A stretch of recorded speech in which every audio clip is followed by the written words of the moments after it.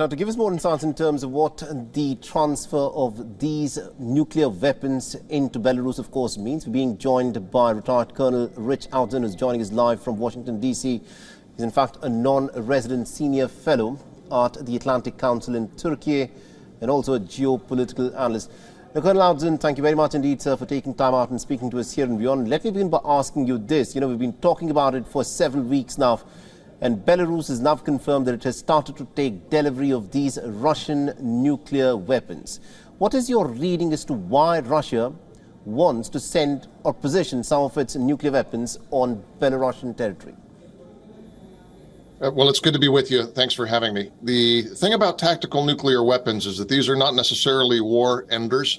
Remember, we went through decades of the Cold War in which both sides, the predecessor to the Russian Federation, which was the Soviet Union, and NATO, had a number, dozens, if not hundreds, of small tactical nuclear weapons along the border between two. There was a treaty after the end of the Cold War in order to reduce those inventories, but they never totally went away. So it was part of war planning on both sides to use these tactical nuclear weapons to destroy enemy troop concentrations and to sort of shape the battlefield, if you will. So it's not unthinkable, and the threshold between a tactical nuclear exchange and a strategic nuclear exchange is one that was carefully studied during that Cold War. I think what we're seeing here is that under the stress of the Ukrainian counteroffensive and starting to realize that perhaps the conventional victory, the conventional war that Russia is fighting is not going to end in victory, Lukashenko and Putin are both managing risk.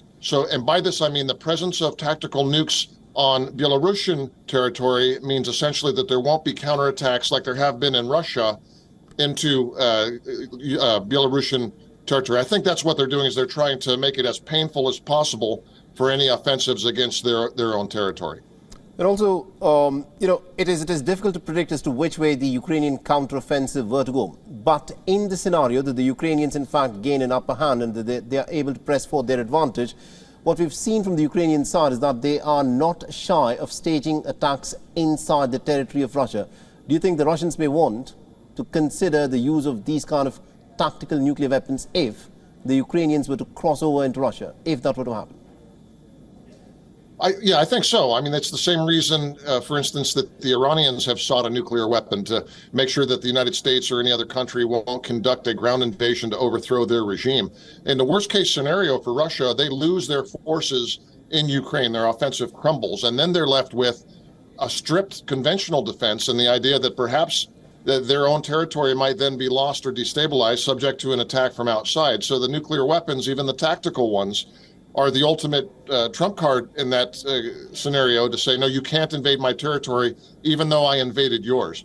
So in a sense, this is a demonstrative way of saying, don't even think about it.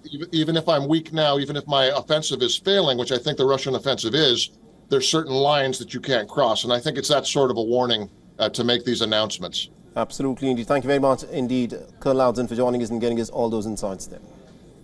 Good to be with you. WION is now available in your country. Download the app now and get all the news on the move.